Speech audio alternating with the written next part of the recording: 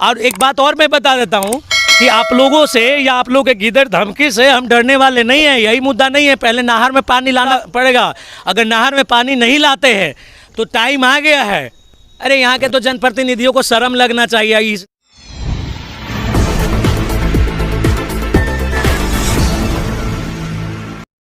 हम सब ने बचपन से एक लाइन सुनी है, वो ये है कि भारत एक कृषि प्रधान देश है। फिर भी 1947 से लेकर आज तक की बात करें तो इसी कृषि प्रधान देश में लाखों किसानों ने अपने बिगड़े आर्थिक हालात को लेकर आत्महत्या कर ली है। किसानों के लिए कई बड़े आंदोलन हुए, कई मार्च निकाले गए, लेकिन ज़मीन पर किए जाने वाले कार्यों को अनदेखा कर दिया गया। कृषि कार्यों के लिए सिंचाई एक अभिन्न अंग है जिसका मुख्य स्रोत नहर का पानी होता है, लेकिन नहरों के लिए करोड़ों का बजट होने के बाद भी प्रतिनिधित्व के अभाव में यही नहर की स्थिति जर्जर है। पालीगंज विधानसभा क्षेत्र का एक युवा सामाजिक कार्यकर्ता उत्कर्ष यादव ने अपने क्षेत्र में सूखे पड़े नहरों को लेकर अपनी कड़ी प्रतिक्रिया दी और आक्रोशित होकर विधायक और सांसद पर शाब्दिक हमला भी बोला। जी दोस्तों नमस्कार, मैं उत्कर्ष यादव। आज जब हम जहां पे खड़ा हैं और जिस मुद्दा पे बात करना जा रहे हैं ये किसानों का मुद्दा है और ये पालीगंज विधानसभा के दुल्हिन बाजार प्रखंड के आइन खौ पंचायत के भीमनीचक गांव में आज हम खड़ा हैं। और हम जो मेन मुद्दा पे बात है ये है नहर का मुद्दा और किसानों का मुद्दा। साथियों, पालीगंज जो विधानसभा है इसमें 39 पंचायत है, करीब 230 गांव है और 5.5 लाख पॉपुलेशन है। जो 90% परिवार जो आज पालीगंज में रह रहा है, हर परिवार कहीं ना कहीं किसानी से जुड़ा हुआ है। पूरे देश में जो बना हुआ है किसानों का स्थिति और जो दयनीय स्थिति है उस पर आज कोई बोलने के लिए तैयार नहीं है। हम आज जो बात करेंगे पालीगंज के जो धनबली और बाहुबली जो लीडर हैं, आज जो बोल रहे हैं कि हम चौमुखी विकास किए हैं, आप लोगों के सामने उन जनप्रतिनिधियों का जो सच्चाई है वो हम आपके सामने दिखा रहे हैं। ये देखिए, ये पालीगंज का 9 नंबर और 10 नंबर नहर का ये स्थिति है कि आज के डेट में जब पूरा बिहार में लगातार बारिश हो रहा है, बारिश के बावजूद भी आज नहर में पानी नहीं है। और जो नहर में पानी नहीं है इसका जिम्मेदार कौन है, इस पर हम बात करेंगे।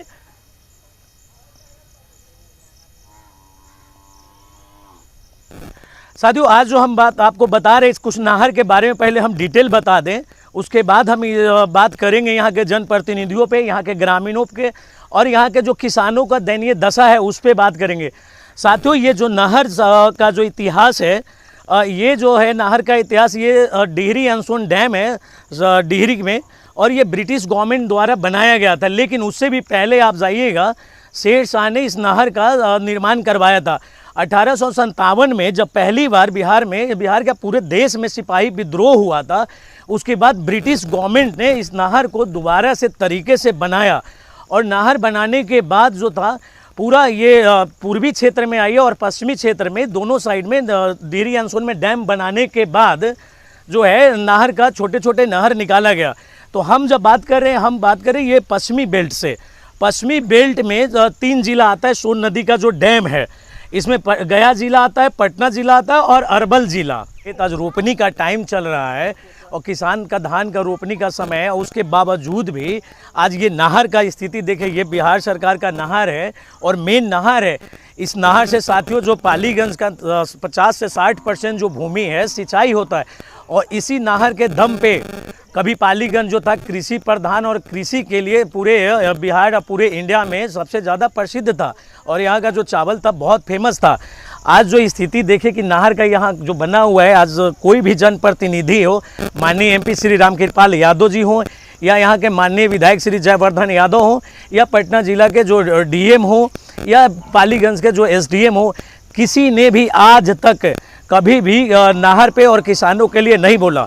और साथियों, एक चीज़ और आप देखिए कि कितना जो किसानों के लिए दुर्भाग्य का बात है और इन जनप्रतिनिधियों के लिए कितना शर्म का बात है कि आज तक ये बड़े बड़े बात कर रहे हैं कि पालीगंज या पाटलिपुत्र जितने भी हों हम बहुत विकास किए।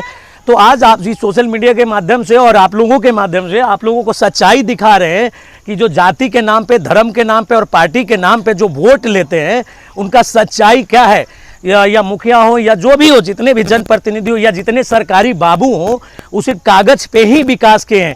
आज आपके सामने जो साक्ष्य प्रमाण के साथ मैं दिखा रहा हूँ कि ये जो नहर है, ये देखिए कि नहर का तो पानी का दूर के बाद है, पहले तो नहर का पता नहीं कई साल से उड़ाही नहीं हुआ है। ये देखिए मेरे सामने जो है पुल है और वो पुल किस तरह ब्लॉक है ये आप देख सकते हैं।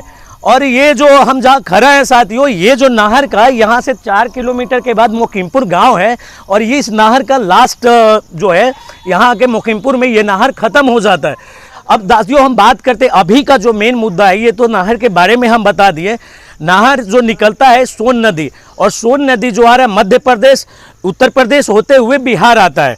और जो नहर जहाँ से निकला है सोन नदी पे, डेरी अनसोन में डैम बना करके नहर निकाला गया। जो हमारे जनप्रतिनिधि है माननीय एमपी जो रामकृपाल यादव जी, जो खुद सीनियर एमपी रहे हैं, केंद्रीय मिनिस्टर रहे हैं और बार बार बात करते हैं किसानों का, मजदूरों का, उनसे हम पूछना चाहते, पालीगंज के माननीय विधायक श्री जयवर्धन यादव जी से पूछना चाह रहे हैं, या यहाँ का पालीगंज का जो एसडीएम है उनसे हम पूछना चाह रहे हैं, या पटना डिस्ट्रिक्ट के जो डीएम है उनसे हम पूछना चाह रहे हैं कि आप ये बताइए कि आपका सारा विकास जो है कहाँ गया। आज जब किसान के पास पानी नहीं है, नहर में पानी नहीं है इतना बारिश के बाद, उसके बाद आप बोल रहे हैं कि विकास हुआ है। आपको तो शर्म लगना चाहिए कि आप इस तरह जात के नाम पे, धर्म के नाम पे वोट ले रहे हैं, पार्टी के नाम पे टिकट ले रहे हैं, जात के नाम पे लोगों से वोट ले रहे हैं, और जब इनके लिए ज़रूरत पड़ रहा है किसानों के लिए, तो आप कभी भी किसानों के लिए खड़ा नहीं हुए। माननीय विधायक जयवर्धन यादव जी को 68,000 वोटों से पालीगंज से पुरजोर बहुमत के साथ जिता करके विधानसभा भेजा गया।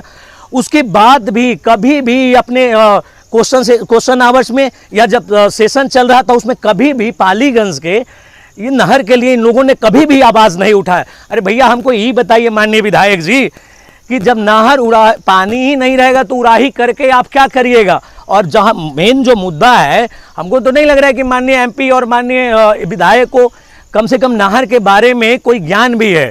साथियों मैं आपको बताना चाहूँगा और इस आप ही जो माध्यम से माननीय विधायक को और माननीय एमपी को मैं जानकारी दे देना चाहता हूँ कि विधायक जी और पूर्व मंत्री और हमारे एमपी साहब जी सुन लीजिए, अगर आपको जानकारी नहीं है तो मैं आपको दे देता हूं कि डिहरी अनसोन में जो डैम है वहां पे जब ब्रिटिश काल में जब जो नहर बना या जो डैम है वहां से दो पानी का डिवीजन हुआ, डिवाइड किया गया। बिहार सरकार ने डिवाइड किया, जल संसाधन विभाग तो उन्होंने डिवाइड किया कि 3-4 गेट बना करके डिहरी अनसोन में जो मेन जो डैम है, जो बैराक में पानी है, वहाँ से डिवाइड हुआ कि 3 गेट जो है पूर्वी बेल्ट, 4 गेट पूर्वी बेल्ट को देंगे और 4 गेट जो है डैम से खुलेगा पश्चिमी बेल्ट को। भैया आप एक बात बताइए कि जो पश्चिमी बेल्ट का जो वहाँ का डीएम था, वहाँ का जो एसडीएम था, वहाँ का जो एसडीओ था, वहाँ का जो मिनिस्टर था, वहाँ जो जनता के रिप्रेजेंटेटिव थे, वो तो अपना पानी ले गए, लेकिन आपने कभी मांगा हमारे लिए पानी, हम किसानों के लिए पानी मांगा आपने कभी? आपको शर्म लगना चाहिए, कम से कम आपको डैम के बारे में, नहर के बारे में जानकारी नहीं है। दूसरी चीज, हमने वोट किस लिए दिया था? आपको एसी में बैठकर, सफारी में बैठ करके, हेलीकॉप्टर पे घूमने के लिए और विधानसभा लोकसभा में विधायक और एमपी बनने के लिए? आप जब ये बात पूछ रहे हैं तो हम आपके माध्यम से बता देते हैं कि 2 चीज़ था। जब संविधान बना तो 2 चीज़ था, सिविल सोसाइटी और पॉलिटिकल सोसाइटी। सिविल सोसाइटी में जो सरकार के द्वारा जो अधिकारी एसडीएम डीएम ये लोग हैं, पॉलिटिकल सोसाइटी में वो जनता के द्वारा जो चुने गए जनप्रतिनिधि है, जो विधानसभा लोकसभा में जाके हमारा बात करेंगे। इन्होंने तो आज तक बात किया नहीं। आपके इसी माध्यम से मैं बता देना चाहता हूँ, तो यहीं पे विक्रम विधानसभा है, विक्रम के एक किसान महासभा के एक मेंबर थे, उन्होंने 2005 में पटिशन फाइल किया नहर के पानी के लिए। उसके बाद 2011 में स्टेट गवर्नमेंट ने एक कमेटी बनाया रिटायर्ड जजों को मिला करके, और उसके बाद एक जजमेंट आया कि जितना बैराक में पानी है उसके अनुसार पूर्वी बेल्ट को और पश्चिमी बेल्ट को पानी दिया जाए।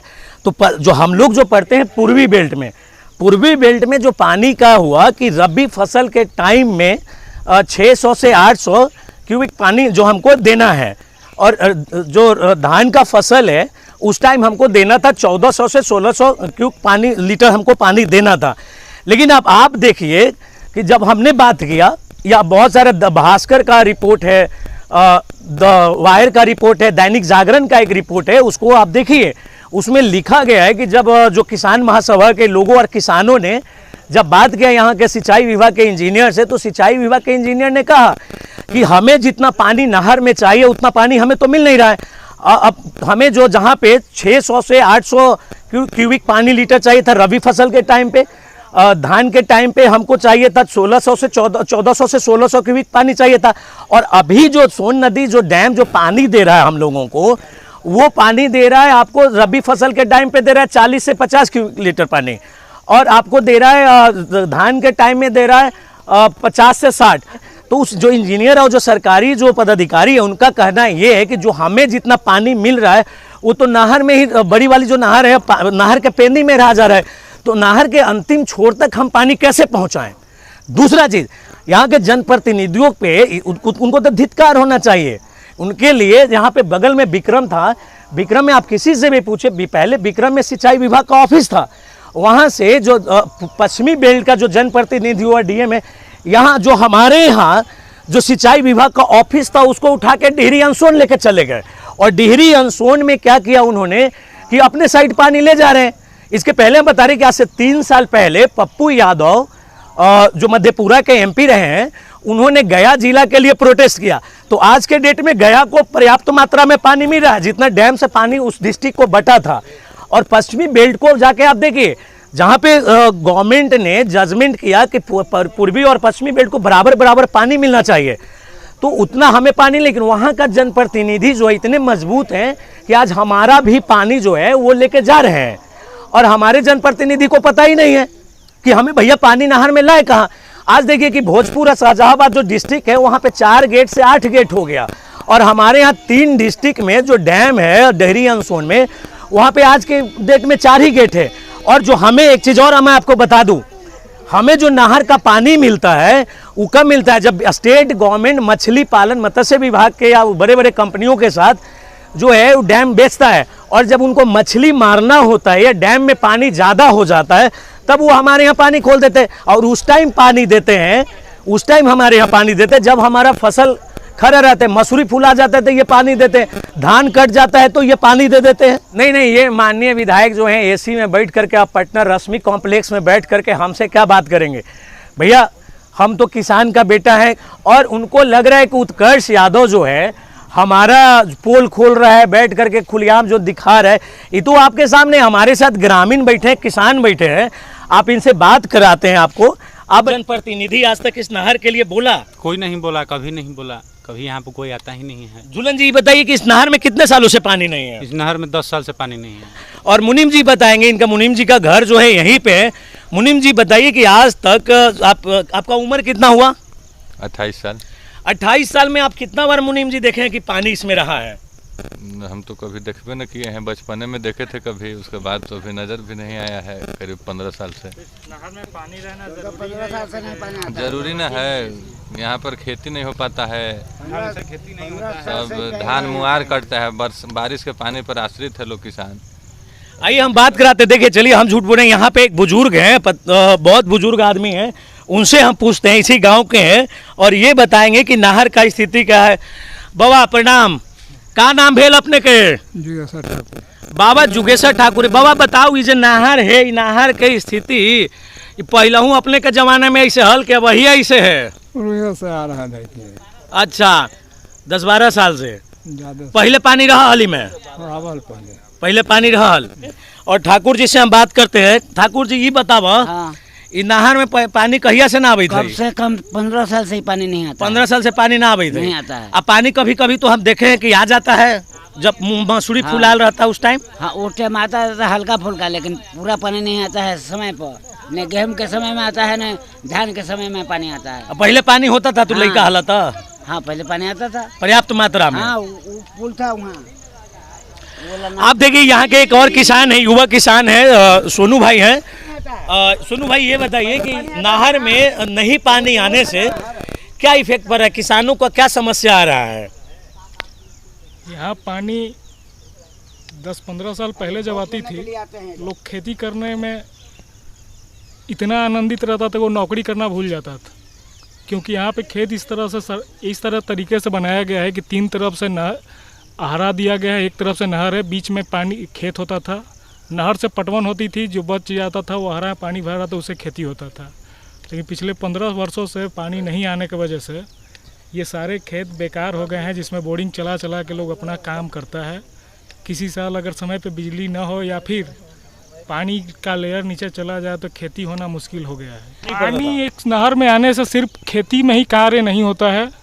इस नहर के पानी आने से ऐसे लोग जिनके पास खेत नहीं है उनकी भी जीवन चलती है। अगर नहर में पानी नहीं आती है, हरे में पानी नहीं बढ़ती है तो हमारा लेयर नीचे भागेगा, जिसके वजह से पेयजल की भी समस्या होती है। जानवरों, मनुष्य के तो छोड़िए, जानवरों तक को पीने का पानी दिक्कत होता है। और पिछले साल कितने जानवर हो गए तो इस गांव में बेमौत मरे गए थे पानी के बिना। नहर की पानी नहीं आने की वजह से बोरिंग ट्यूबवेल से खेत पटवन करना पड़ता है। और किसान दुनिया का मेरे नज़रों में सबसे शोषित, सबसे पिछड़ा, सबसे वंचित जात है। यहाँ पे प्रतिनिधि प्रशासन के लिए बनाए गए हैं, तो प्रतिनिधि जब बनाए गए हैं तो हम जब बोल रहे हैं तो प्रतिनिधि हम क्यों चुने हैं? अरे सोनू भाई का ये कहना है, आप देखिए आपके साथ साक्ष्य है कि हमने जिनको वोट देकर, अपना बहुमूल्य वोट दे करके हमने जिनको भेजा, पार्लियामेंट में भेजा, विधानसभा भेजा, तो उनको हम क्यों भेजें जब हम ही खुद अपने हर चीज़ के लिए लड़ाई लड़ेंगे। तो संविधान जो सिस्टम दिया है कि सिविल सोसाइटी और पॉलिटिकल सोसाइटी, कि पॉलिटिकल सोसाइटी में हम वोट जिनको दिए, अपना बहुमूल्य वोट दे करके और उनको विधानसभा लोकसभा भेजे हैं, इसीलिए भेजे हैं ना भैया कि आप हमारा बात करिए, हमारा जो ज़रूरत है उस चीज़ को पूरा करिए, और या जो नहीं पूरा हो रहा तो सरकार के पास हमारा जो डायरेक्ट बात रखिए। हमारे साथ एक और किसान है, बहुत बुजुर्ग आदमी है, बहुत आक्रोशित है। बाबा आपने बताओ कि जो नहर का दिशा और दशा कैसे सुधरेगा, या नहर का स्थिति क्यों है, या कोई भी नेता आज तक इस पे बोला, बताइए। बोलबे करता तो यही स्थिति रहता। जी अपने के नाम का भेल? टुनटुन सिंह जी बताइए। नहर की स्थिति तो बहुत बेहतर हो गई, मैंने ख़त्म हो गया आपको जी। हम लोग थक गए करते करते। पहले हम लोग जाते आते थे तो पानी कुछ आता था, अब न आने के कारण 100 ऑफिसर लोग बैठ करके अपना अपना मस्ती मार रहे हैं। वहाँ जाइए तो हाँ जाएगा पानी, हाँ जाएगा पानी, कई बार उनके फिर जाएंगे तो पानी आएगा। हम लोग देश के राष्ट्रपति और जो मिसाइल मैन है 2 बार प्रेरित होकर, किसानों से प्रेरित होकर के पालीगंज आए, उसके बाद भी आज देखिए कि ये स्थिति है। यहाँ के जनप्रतिनिधि जितने हैं उनको मैं फिर से बोलना चाहूँगा कि आप लोगों को शर्म लगना चाहिए झूठ बोलते हुए कि आपने विकास किया है, विकास किया है। कहाँ विकास किया है हम अभी भी पूछ रहे हैं। और देख लीजिए कि हम कहाँ झूठ बोल रहे हैं या कहाँ वीडियो बना रहे हैं। वीडियो बना रहे हैं तो लोगों के पास ही जाकर वीडियो बना रहे हैं ना। भैया आप बताओ, अगर ये आप काम कर ही देते तो हमें बोलने की ज़रूरत नहीं था। आज दिखा दीजिए ये नहर का स्थिति क्या है। नहर में पानी नहीं है, आके देखे लोग, जितने लोग हम पे इल्ज़ाम लगा रहे हैं वो आकर देखें। और माननीय विधायक जी कम से कम क्षेत्र घूम लेते तो उनको नहर के बारे में पता होता। और माननीय एमपी को, हमको तो लगता है कि हम पे इल्ज़ाम लगाने से पहले खुद देखें कि क्षेत्र घूमे भी हैं 5-6 साल से कि नहीं। और एक बात और मैं बता देता हूँ कि आप लोगों से या आप लोगों के गिदड़ धमकी से हम डरने वाले नहीं हैं। यही मुद्दा नहीं है, पहले नहर में पानी लाना पड़ेगा। अगर नहर में पानी नहीं लाते हैं तो टाइम आ गया है, और आपको इसके लिए ना बहुत तरीके का, बहुत सही सटीक और सही जवाब मिलेगा टाइम आने पे। करण पे बता दे कि एशिया विश्व बैंक है, 48 देशों का एक कमेटी है, वो आपके इस सोन नदी और हमारे बिहार ये जो नहर है इसको 32,000 करोड़ रुपया दिया है पक्कीकरण करने के लिए। लेकिन आप हमारे जो जनप्रतिनिधि हैं उनमें औकात नहीं है उनका, और उनमें उतना दम नहीं है कि वो पैसा को ले आकर करके और यहाँ करे। 2018 में दिया है। और अगर प्रमाण चाहिए तो द बायर, दैनिक जागरण और दैनिक भास्कर का 2018 का रिपोर्ट आप जाकर के पढ़िए, नेट पे अवेलेबल है। जाके उन जनप्रतिनिधियों से पूछिए जिनको आपने वोट दिया और हमने वोट दिया है, और जिनको विधानसभा लोकसभा भेजा था, उनसे पूछिए कि जो बगल में विक्रम में नहर पक्कीकरण क्यों हो रहा है, पालीगंज में पक्कीकरण तो दूर की बात भैया, पानी दे दीजिए। अरे यहाँ के तो जनप्रतिनिधियों को शर्म लगना चाहिए। इस नहर का जो पानी देख रहे हैं ये चुल्लू भर पानी में डूब के मर जाना चाहिए। थोड़ा सा भी शर्म होगा तो धान का रोपनी का टाइम चल रहा है, पानी अभी भी दिलवा दो, अभी भी समय है।